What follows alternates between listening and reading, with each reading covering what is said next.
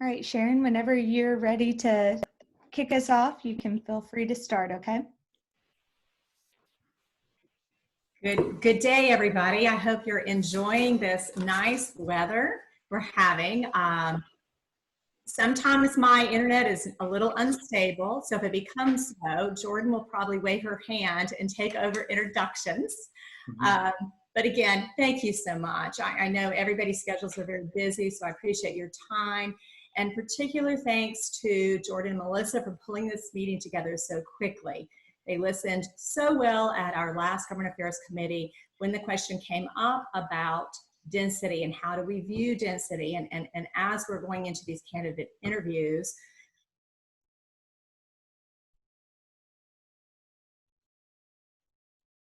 today we're so fortunate that we have Ken Bowers and Cady.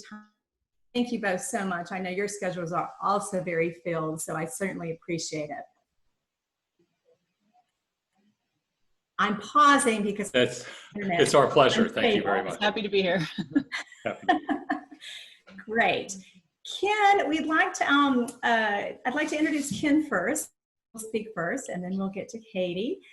Ken Bowers joined the city of Raleigh in 2006. He became the planning director in 2015.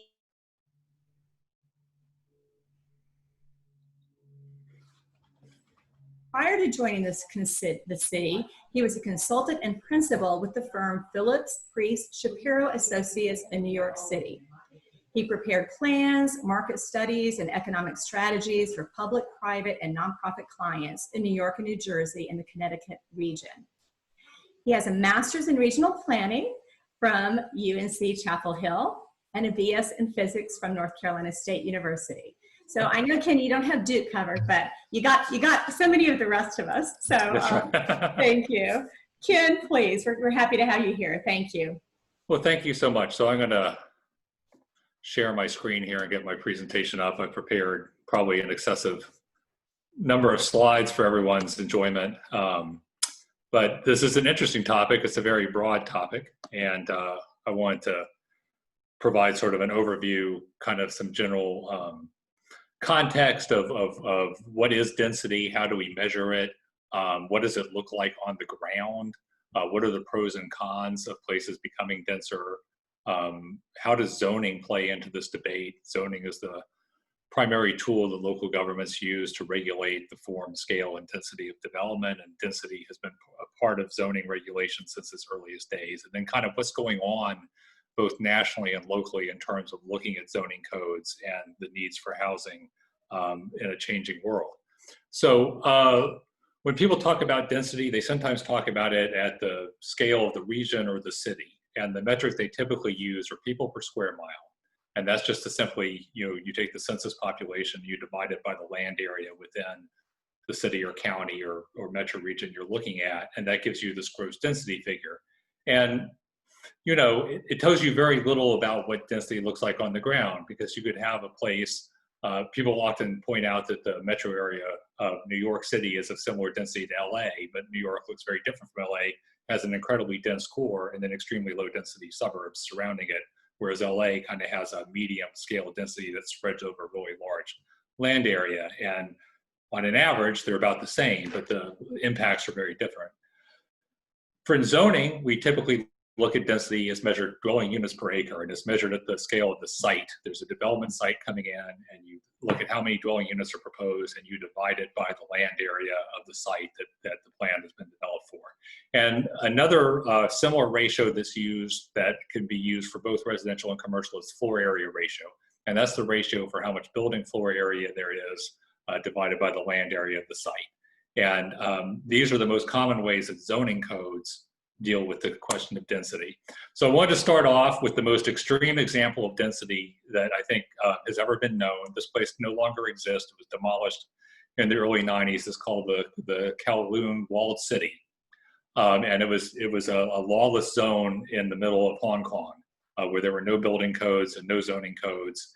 And it wasn't always like this, but in the 20th century, people started to crowd into it. And by the time it reached its peak, there were 33,000 people living on essentially less than 7 acres.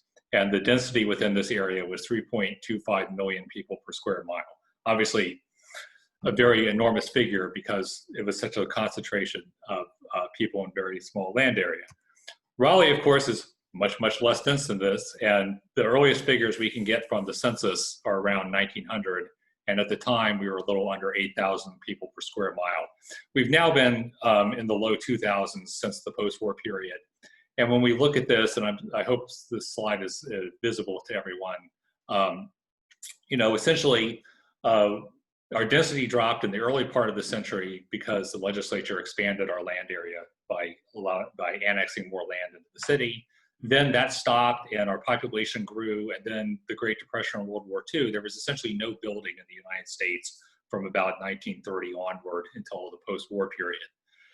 After the post-war period, North Carolina cities were granted very expansive annexation authority. So we started gobbling up land at the perimeter, and it was in this post-war period that southern cities, and particularly North Carolina cities, became physically much larger in terms of their land area. And as a result, they added significant population, but our density actually went down between 1960 and 2000 a little bit. And then since 2000, it's gone up, and it's gone up. Our density has crept up a little bit for a couple of reasons. One of which is that more people, for whatever reason, decided they wanted to live nearer to the center of town. So we saw a lot of condominium and apartment development start to happen in already built up areas. And the other thing that happened was in 2011, annexation authority that cities used to have was essentially taken away. And so the amount of land area added to city boundaries has gone down substantially since then. So this shows sort of annexation by decade. You can see that we were adding over 2,000 acres of land in the 80s, over 1,500 acres of land in the 1990s and the 2010 period. And since that time, our average annual land area added has gone down very significantly. We remain a very low density city compared to our peers. We're a little bit denser than Charlotte. Jacksonville is an outlier because it has such a huge city limits. But we're on par with around Atlanta, Austin, Houston's of the world. Portland gets a lot of press, not a very dense place. Next step up is Seattle and Los Angeles at around 8,000 people per square mile, kind of what our historic density was at the turn of the 20th century. And then you see the northeastern cities considerably denser than that, with New York City, the 5 boroughs, leading the list. You know, I think it's important not to read too much into these population figures because density is not destiny. The population densities of the city of Seattle and LA are almost exactly the same, but you can see that this is journey to work data. Public transportation is a much, much bigger part of the transportation pie in Seattle than it is in LA. And that's because of policy decisions, the type of service they decide to run, how many of the jobs are in the central business district, et cetera. So there's lots of decisions beyond gross population density that impact how density functions on the ground from a transportation and infrastructure standpoint. So what does it look like? A lot of Raleigh, the biggest zoning district by land area in Raleigh is the R4 district. That's 4 units to the acre. And this is picture of the Northridge neighborhood. This actually includes my in-laws' house. They live up on Haymarket Drive in Northridge. It's a very pretty, you know, classic suburban neighborhood, first developed in the 80s. And, you know, most of the houses here are on lots of 1/3 an acre or larger. And so the overall density of this neighborhood is generally less than 3 units per acre. So it doesn't, at this time, people were not building out to the maximum that the zoning allowed. They tended to provide larger lots than those lot minimums. This is a more contemporary neighborhood, Renaissance Park, down off Tryon Road and South Saunders Street, south of downtown. This was a master plan community by Wakefield Development. And it has a mix of single family of varying lot sizes, but the lot dimensions are a lot tighter. The house fills up a lot more of the lot. It has a mix of townhouses, but even here, this is only about 6 units per acre for this development. This is a small infill townhouse development not far from where I live, Mordecai Towns. It was a sort of a leftover oversized lot that was turned into some townhouses. It's only 9 units an acre, and that's pretty typical for townhouse development. When people talk about missing middle housing, which we'll get to in some detail, they often talk about these sort of small apartment buildings. A lot of these predate modern zoning. This is one not far from those townhouses called Mordecai Manor. It's a pre-war building. It has 6 units in it. It's been renovated and turned into condominiums. because it sits on the same size lot as the single family near it, it actually is 20 units per the acre, even though the prevailing density in that neighborhood is more like 5 to 6 units to the acre. The next step up, in apartments is when you start to add elevators, and we generally find this is a development that's been around for a while, the Exchange Apartments in Briar Creek. It's a 4-story building with elevators, but it doesn't have a parking garage, it's surface parked. And with that typology, about the maximum density you can get is 31 units, around 30 units to the acre. I think we've seen one development that's maybe pushing 35. But until you build a parking garage, you can't go any higher than that. And then the next step up is an elevator apartment with a parking garage, and this is 401 Oberlin near Cameron Village. It's a 5-story building, close to 90 units to the acre. And almost all of these buildings, you've seen a lot of these pop up on Hillsborough Street and close to downtown and North Hills. They generally are built at around 90 units to the acre to justify the cost of putting the parking into a parking structure. And then the densest development in all of Raleigh is Sky House Apartments, and that's because it was built next to an existing parking deck, so it didn't have to build any of its own parking. It sits on a relatively small site that says 2 stories, is 22 stories, a typo there. And this on its site is 470 units to the acre. So I posed the question, why are we here talking about density? Why is density kind of having a moment? It's something that people in the planning profession and in the development industry, I think, are talking about a lot. And I think one thing is that housing is becoming more expensive relative to incomes. And this is true both on the rental side and on the ownership side. And there's a lot of reasons for this. Some of them are people are just buying bigger houses than they used to, trying to keep up with each other. And so it's more expensive to build a bigger house. But, prices are climbing a lot in resales just as much as they are in new construction. So that doesn't explain everything. Some of it is just pressures from growth. And some of it is that there are neighborhoods that are very hot and a lot of people want to live there, and the supply of housing in those neighborhoods is not increasing. And so people are bidding up those costs. But for a combination of factors, including in some cases just rising construction costs and land costs, incomes are not keeping pace with either rents or increases in sale prices. Demographics are changing a lot, and I think the big thing here is that household sizes, while they've been stable, the number of single person and non-family households has increased a lot and will probably continue to increase, or is projected to increase into the future. So there's a lot more demand for smaller units because just the proportion of households that are traditional families is smaller, a lot smaller than it was in the 60s and 70s. And our cities keep growing. And these are the population projections for Raleigh. We're currently sitting at around 460-some thousand people in 2020. We didn't quite reach what we thought we were going to reach, but we're still projected to continue to add people, and we still see several thousand people added to our jurisdiction every year. So, the pros of density are that we hope to provide a variety of housing options for different types of households and people at different stages of life. That'll support more transportation options beyond people just driving around in a single occupancy vehicle. They can be very good for the tax base. If you look at these apartment buildings on a per acre basis, they're really, really strong tax generators, much more than retail. Retail used to be the thing that everyone wanted. These days, actually, residential is the highest and best use for a lot of sites. When done right with the right infrastructure and sidewalks and ground floor activity, density can add a lot of economic vitality and just general vibrancy to your city, more people walking around the sidewalk, visiting cafes and shops and restaurants.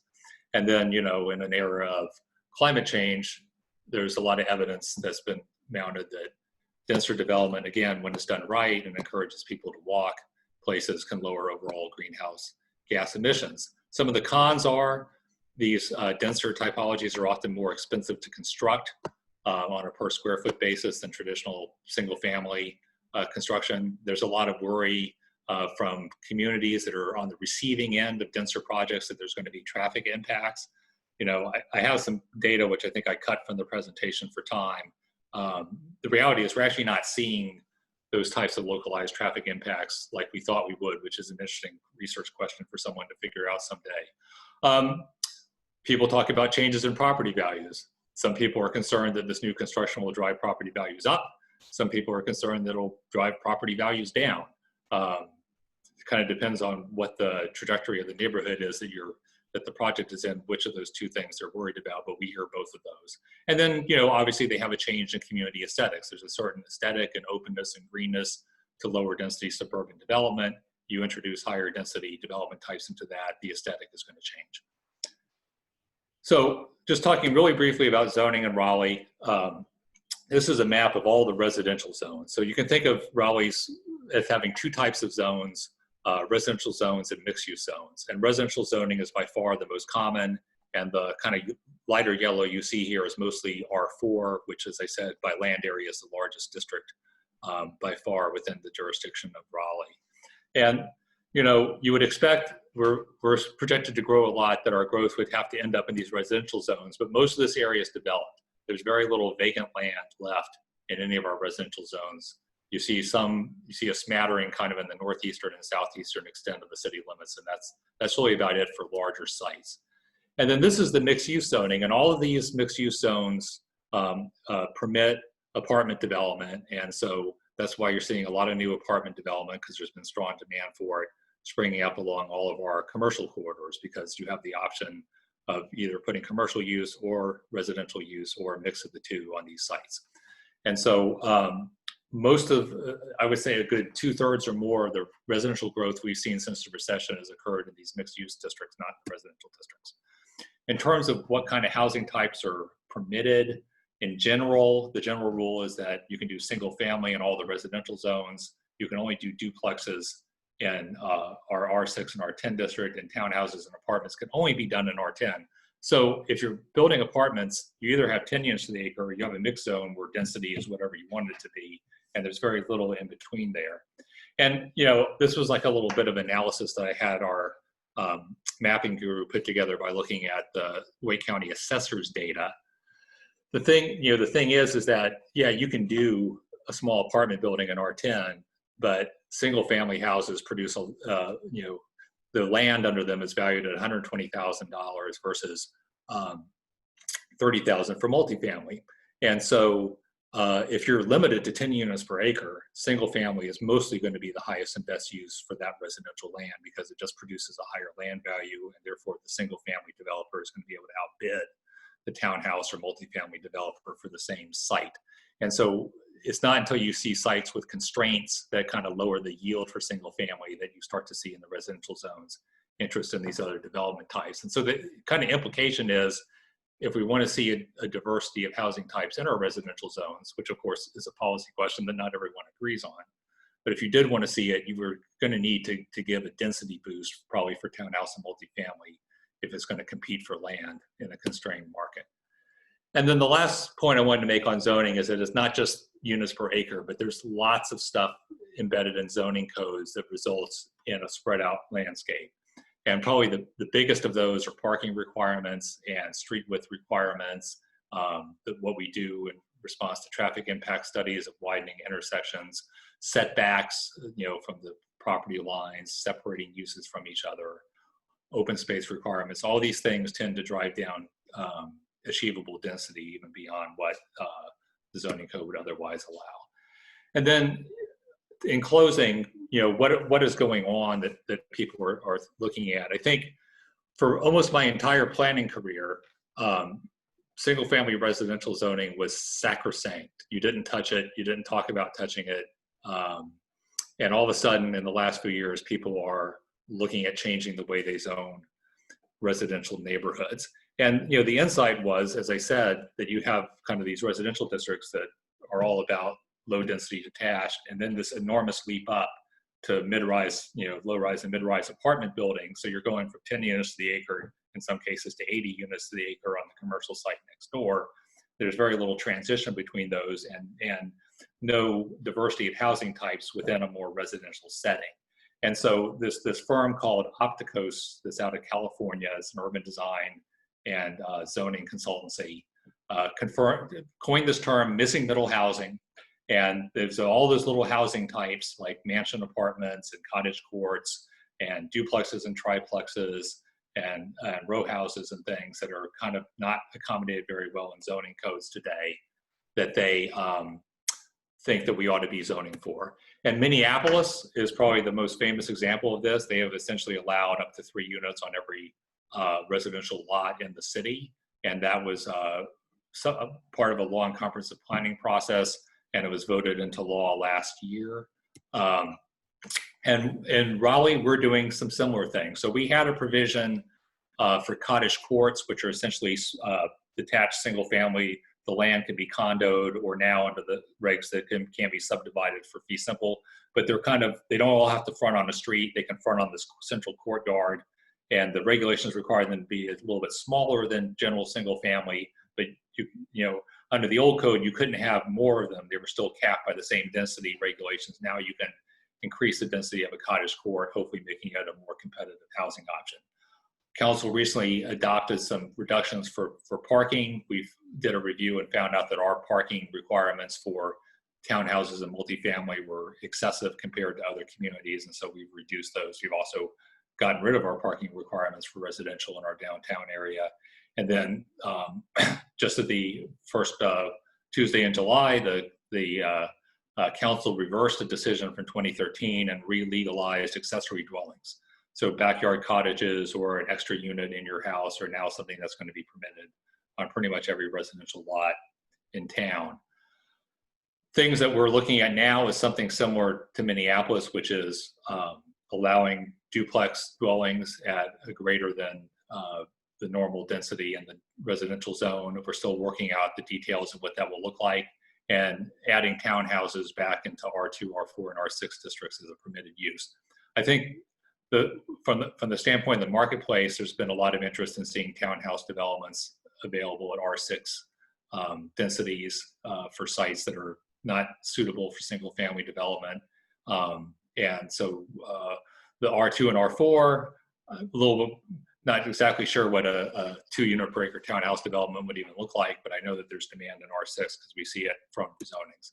So that's kind of my general overview of where we are locally thinking about density and kind of an overview of what it looks like. So with that, I'm going to stop sharing my screen and turn it over to Cady. Thank you, Ken. We're going to let Sharon do an introduction for Cady really quickly. That was a great base of information. I'm so glad we'll have these slides available for everyone afterwards. I think we did a little crash course there. So thank you for that. And Sharon, I'll hand it over to you. And thank you so much. We appreciate it so much.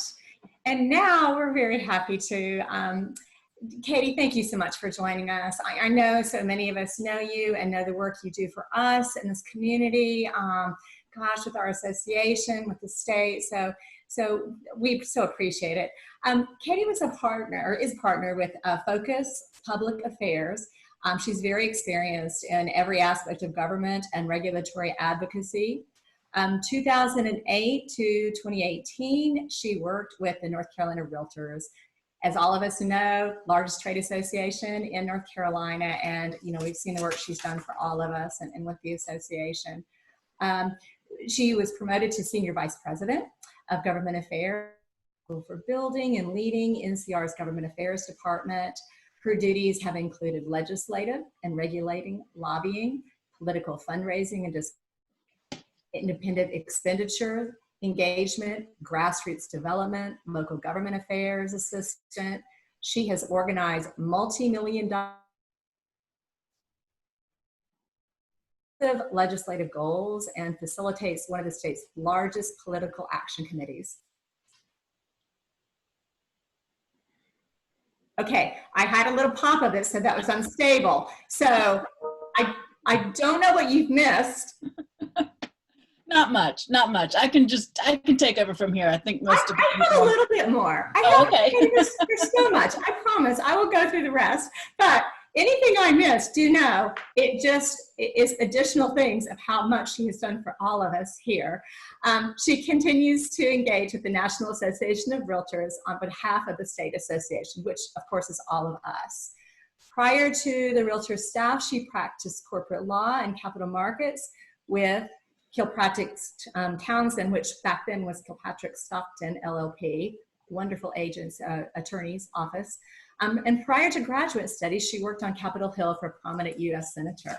So Cady, again, thank you. We know your time is filled so much on these days. And boy, we so appreciate what you do day to day for us, for the State Association. And we thank you for joining our meeting today. Sure, thank you. It's my pleasure. And I really appreciate Ken's presentation. I was taking lots of notes over here just on a lot of the things he said about Raleigh in particular, because it's very interesting to know the history and understand where we've been and where we're going with some of the recent changes that have been made that fall very much in line with a lot of the policies that both the state and national association adhere to and strive to adhere to. And so, you know, a couple of the overarching goals you all know of the Realtor organization is to protect property owners and to promote, you know, affordable housing. And so sometimes aligning those two things can be difficult, but Ken did point out a lot of ways in which the city is changing and other jurisdictions, have grown and are learning to allow the best uses for land to also address some of the housing affordability issues, which is one of the primary concerns, I think, of Minneapolis and others who have started to get rid of single family zoning only. That is not a topic which, or a specific issue which any of our organizations have taken a specific position on at this point, but it is something that we are in the midst of studying and looking at how it's working in these other locations, as it is fairly new. And it would, if it ever became a policy topic, it would go through our standard procedure through the legislative committee. So just so you all know about that, but it is something that we are very intrigued by because it does help with, or it's aimed at helping with this affordable housing missing middle crisis that we're seeing. And so some of the areas in which we've always focused from a state perspective or helped locals in their perspectives in dealing with the quote density issue deals primarily in the zoning and making sure that people can use their properties in ways that are most beneficial to them without being overly burdensome on others, but also providing opportunities to do things like ADUs or short-term rental or things of that nature, which is not necessarily density, but a different zoning type issue, and making sure that people's property is not hindered by over-regulation. Some of the last things that Ken mentioned with setbacks and open space and parking requirements that you see a lot of times are used to prevent, those things have been used in the past to prevent density, to prevent increased density. And so making sure that we're not putting in place regulations that hinder all of the marketplace, because we are firm believers the marketplace can decide and will decide what is wanted and needed in a community, and preventing affordable housing or additional housing options from being offered based on what a property owner wants to do, again, not being overly burdensome on neighbors and encroachment, that sort of thing. So a couple of the ways that we have seen issues play out, or people get density requirements or meet extra density, is through some positive changes at local government levels or at state government levels that allow for incentives in zoning and development through density bonuses. And this helps increase the number of residents that are placed on maybe a multifamily situation, if and that helps them then do other development or create other spaces which help with the quality of life or the general needs of the community. Also, in the redevelopment or changing density requirements around adaptive reuse. So think about the warehouse district in downtown Raleigh, how that has been adapted to be a great multi-use situation with restaurants and retail, but so much housing that is now available down there. Seeing positive changes and lessening burdens and regulations or setbacks or parking requirements, things that prevent those changes from happening or being too expensive to prevent either those developers from undertaking the project or people from being able to use and live in those projects once they're done. Another thing that you all have encountered just within your jurisdictions that RRAR covers is when Knightdale put in place a minimum lot size requirement that was extremely large. And something like that is used to, quote, keep property values stable. But we argue there are other ways to do it, and it's actually not just to keep property values stable. It's probably to be used in more discriminatory ways than positive ways, things of that nature. So really engaging with your local officials to help them understand, you know, there are ways to go about getting wonderful communities that don't degrade the quality of life or degrade community values, but also provide more options and opportunities. And so that's how we've always looked at mostly the zoning requirements around density and population growth.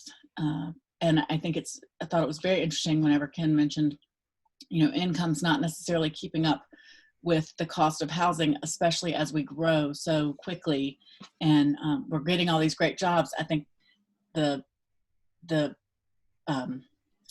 sort of policy wonk in me wants to go back now and start looking at how our incomes have increased, you know, where we're seeing the deficiencies and what jobs are bringing what incomes. And I'm sure somebody's done that study, so I'm gonna have to go look for it.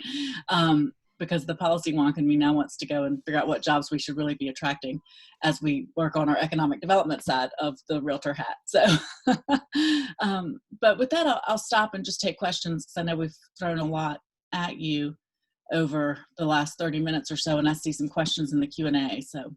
Yeah, and you guys can keep bringing in these questions in the chat feature or in the Q&A feature here, and we will answer them as we go through them. I do have a few questions that we prepared beforehand that while we still have some trickle in, I'll go ahead and start on those if that's okay with you guys.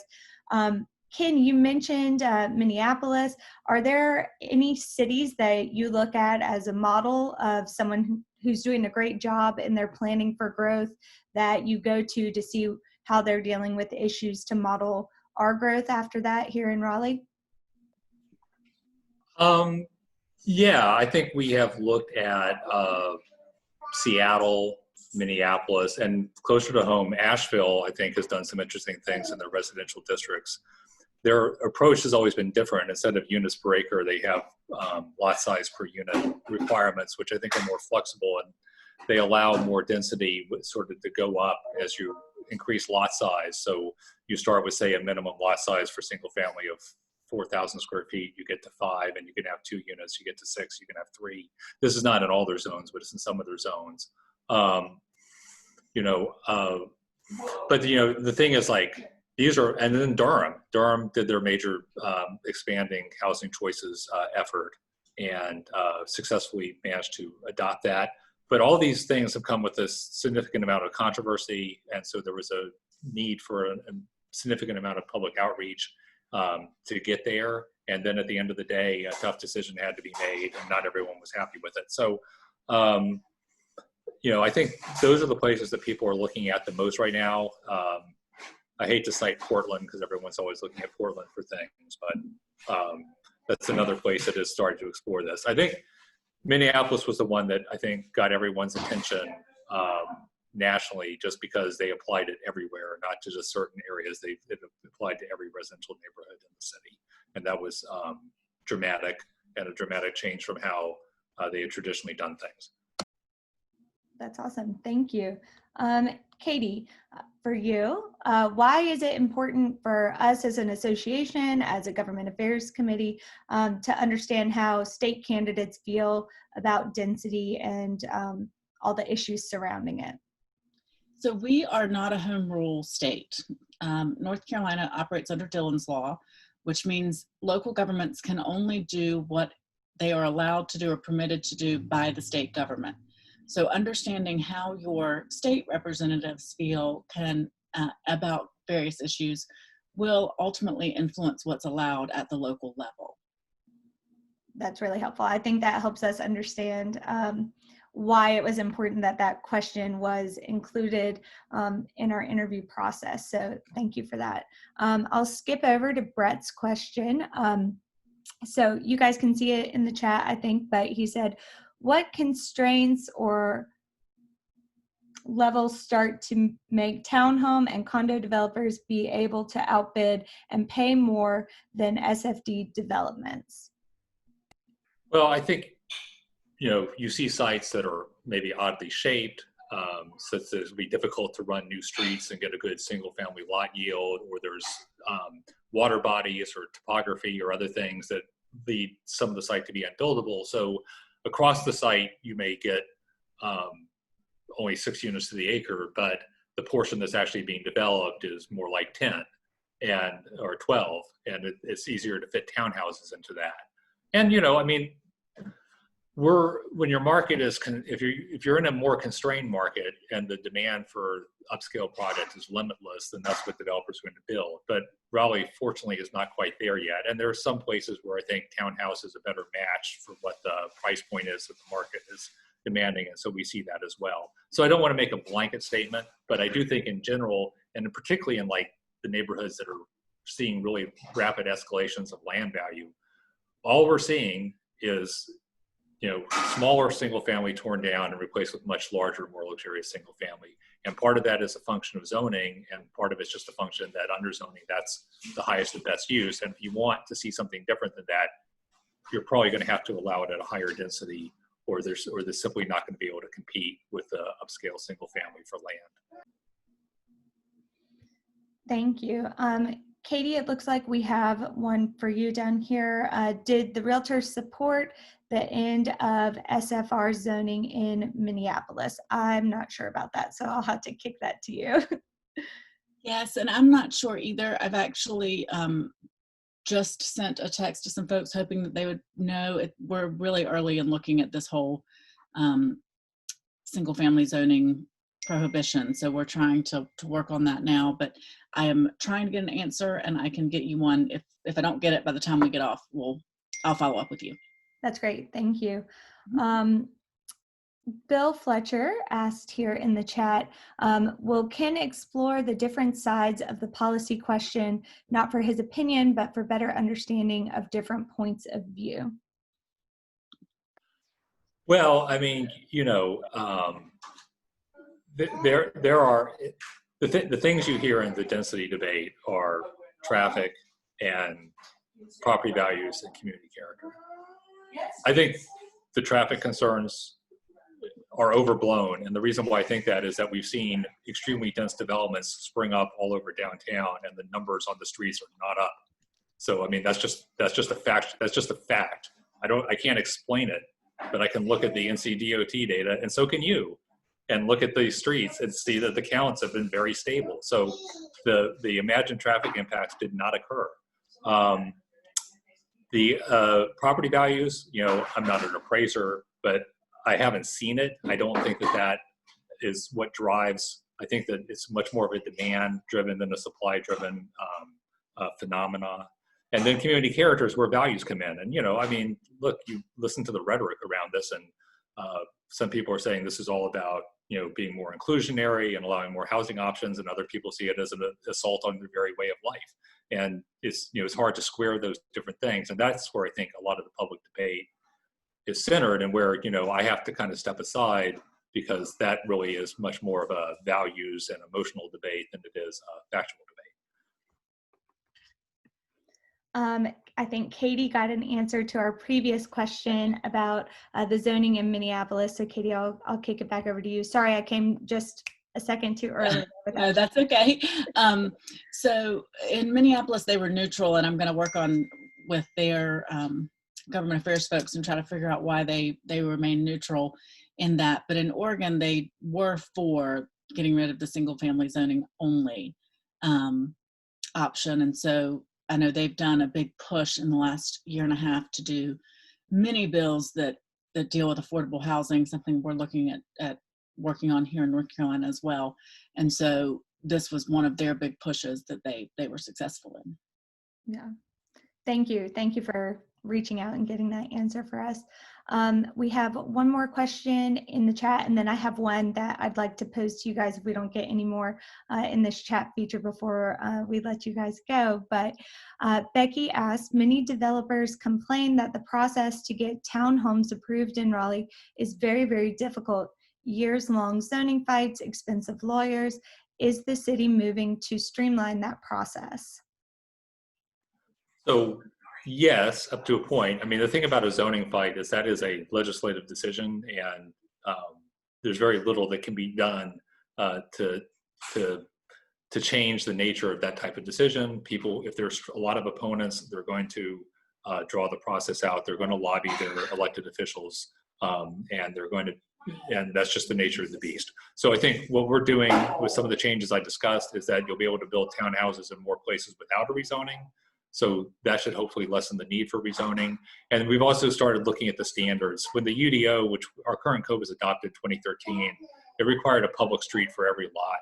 And for a lot of townhouses where the lots, where there's typically private access ways that the lots fronted on, that drove up development costs because the public streets had higher standards for curb and gutter, et cetera. So we've softened that regulation. You can now do townhouses that lots that don't front on a public street. That should make it easier to both design and build townhouses and lower the overall development costs. And we're continuing to look at tweaks like that in the code. Not solving everything I think the industry wants, but at least getting a lot farther than where we were.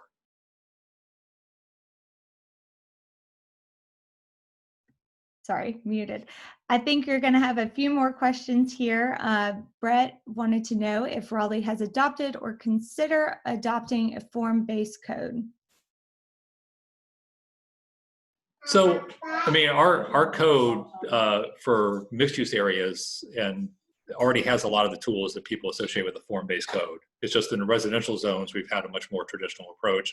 I think part of what's being debated is we want to bring some of those form-based ideas to the residential zones, because we essentially had a very conventional approach to them. Now, we are limited in North Carolina by our enabling statutes. We cannot do any sort of design standards for any structure built under the 1 and 2 family building code, which includes single family, duplex, and townhouse.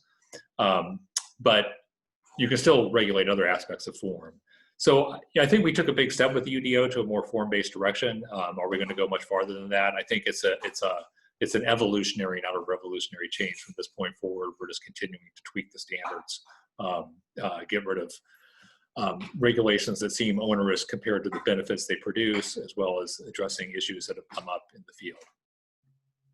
I think that answer has given us a few spin-off questions. So if you could briefly define form-based for us, I think that would be something that would help give context to the question and answer for some of us on the call. And then the follow-up question was also, why would you not want to bring them into residential zones? Okay, so again, you know, I think that we've taken a typically cautious approach to how residential zones are, because that's where homeowners live, and homeowners are the most involved people in municipal politics politically, and have generally been resistant to change in their community. And so our approach has been, to most zoning, has been to try to preserve the status quo to the extent that we can. I think that's changing as the political dynamic changes, and it's also a generational thing. We're finding that Gen Y and Gen Z are much more open to discussing this issue than prior generations were.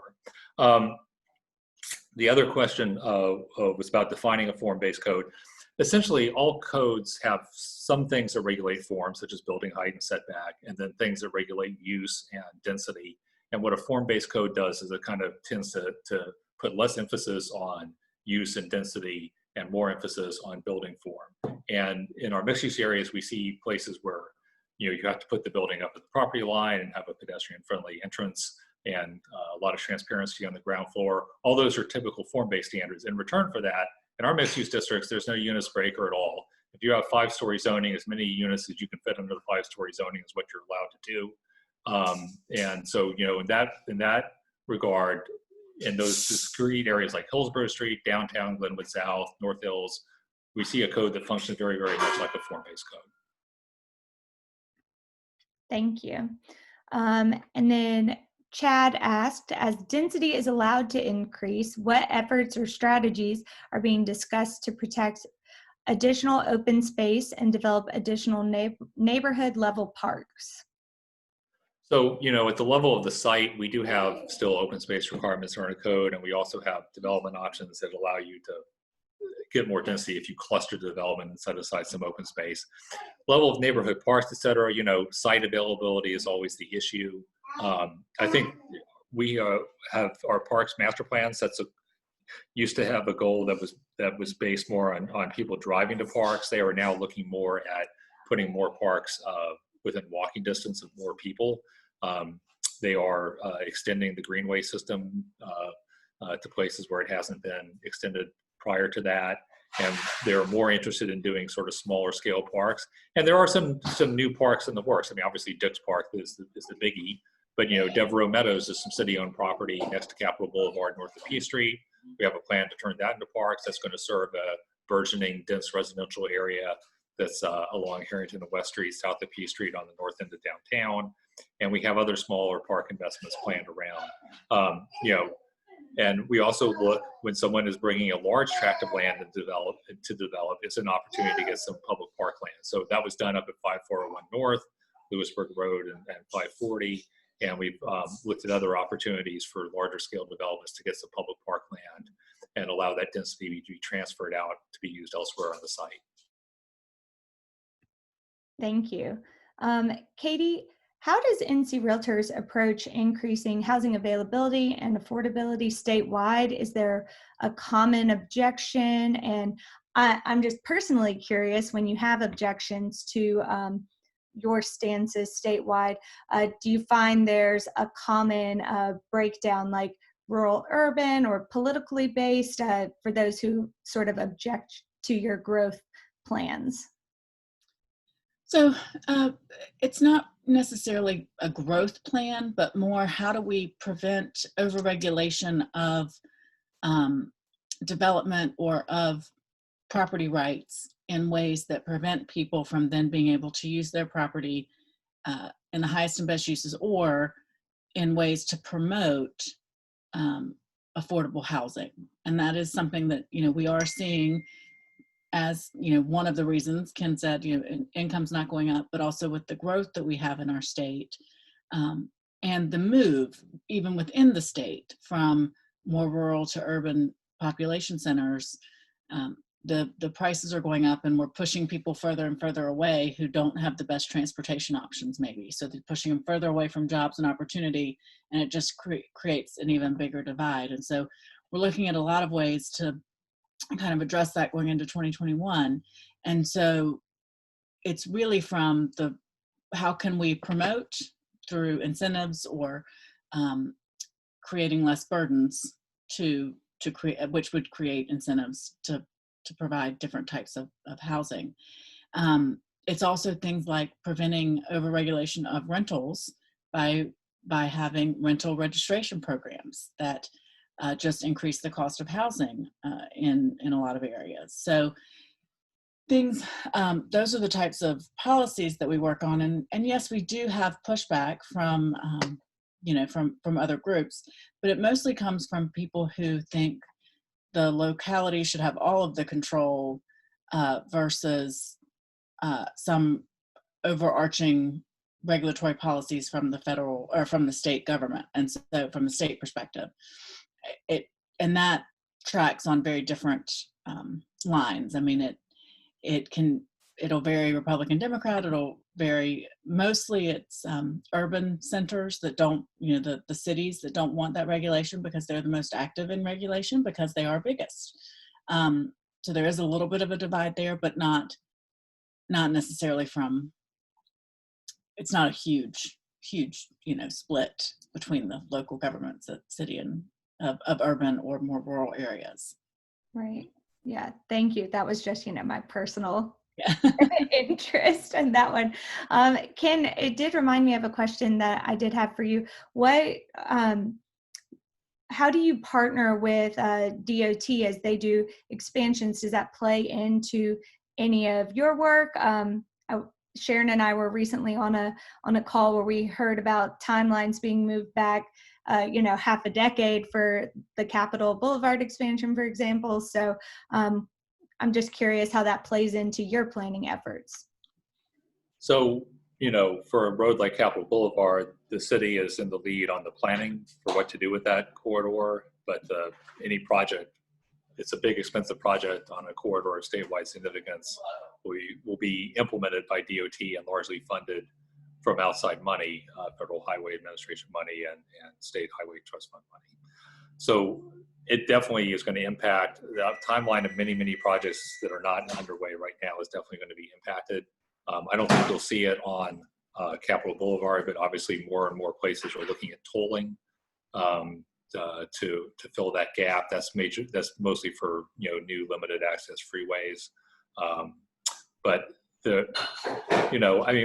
we try to work with DOT because they have a very heavy transportation focus, and we see our street network as more than just transportation. It's a framework for development. And, I think there's some real success stories. So, for example, when the bridge had to be replaced to carry Capitol Boulevard over P Street, we worked with them on a total redesign that took the ramps and turned them into an extension of the street grid.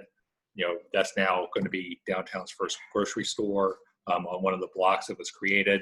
It did cost more money than the base, and the city had to pay for that.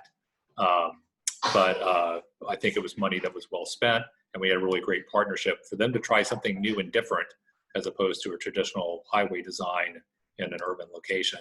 And, we're looking for more opportunities like that. I think that as a society, we're going to have to be a lot smarter with our infrastructure dollars because they are shorter in supply.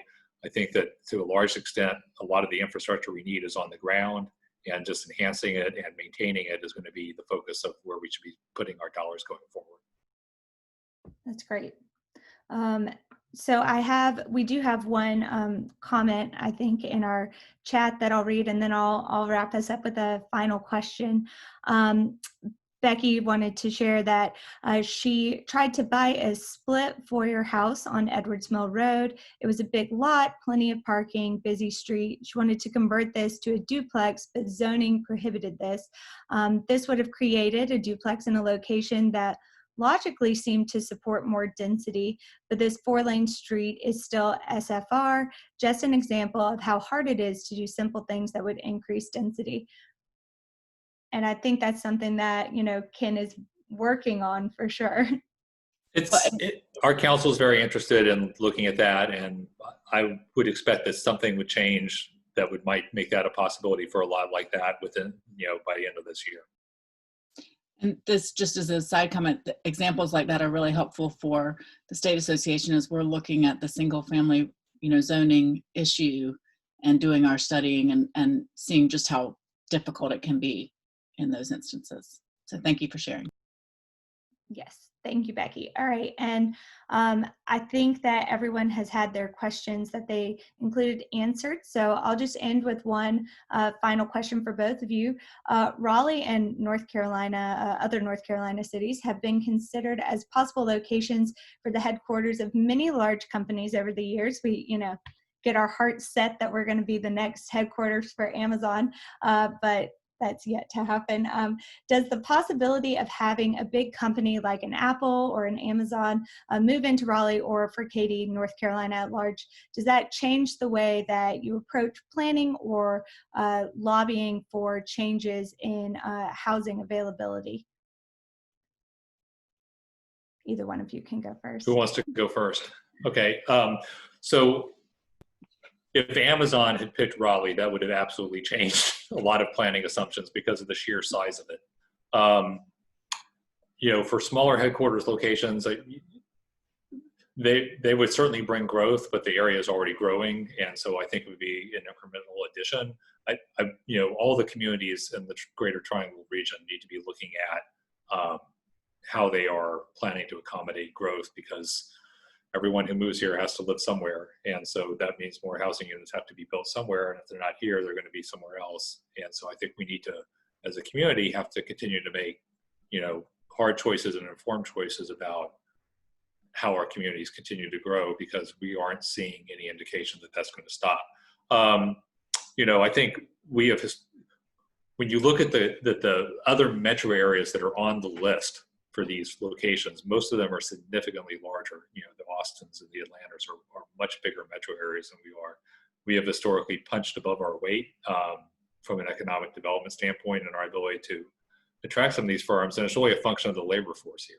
It's a high quality, diversified labor force that may not be as big as Atlanta's, but it's big enough to support some of these users. So, you know, I know that we've lost some of these high profile corporate relocation selection processes, but that hasn't really harmed our overall economic prospects. And I think that we're still a very competitive region going forward. So from our perspective, you know, when Amazon was looking at Raleigh, one of the things the lobbyists started talking about was, what does that do to the makeup of Raleigh? How does that affect, you know, the location they were looking at? How does that affect the housing around that location? And then how do you protect and make sure that those people don't become homeless because their value becomes so great that they sell, but then there's nowhere else for them to move? You know, how do you get people who are or traditional neighborhoods, who are historical neighborhoods, how do you keep those intact without preventing such a wonderful workforce from coming to North Carolina or Raleigh? So we were starting to look at ways and things other cities were doing with regard to that. We ultimately didn't have to worry about it, unfortunately, but for North Carolina as a whole, there are two sort of things that come into play. And with some of these bigger car manufacturers, that kind of thing, we have other issues in North Carolina that are preventing that are along distribution lines. You know, the sites we have are not on rail lines or close to ports. And so, you know, we can't do anything about that necessarily. So, or our port isn't big enough for some of these ships that have to come in to create cars back and forth. So the General Assembly is looking at some of those issues for other locations. But as you get to sort of the more rural, say around Raleigh, a company might not want to come into a Lee County because there's not enough housing there. So it's sort of it creates the chicken or the egg scenario, which comes first, the housing or the company, the jobs. And so we've had a lot of conversations with Commerce about how we can address that chicken or egg scenario and maybe do it at the same time with encouraging quicker permitting processes and allowing, you know, more building to be happening in a neighborhood at one time, or working with DOT to get streets built faster, or, you know, things along those lines that would not create that chicken or the egg scenario, but have a combined effort to get some companies into those more suburban or rural areas. Yeah, these are obviously very complicated issues, and we really appreciate you guys sort of walking us through them today and helping us get a basis as we possibly explore creating a policy position on this for our association in the future. Thank you guys for joining us. Sharon, do you have anything you'd like to add? Just again, thank you, both Cady and Ken. Jordan and Melissa, thank you for coordinating all of this. And thank each of you that are on this call. I know you have very busy days, and I just appreciate your interest that you bring to the subject, because it is one that's continuing, and we certainly know that it's great that we're addressing it and getting information at this stage. So thank you. All of you have a great day, and gosh, I think we'll all be on Zoom calls together very soon. Thank you all for your time, and I'm going to end our meeting now. Thank you. Bye-bye.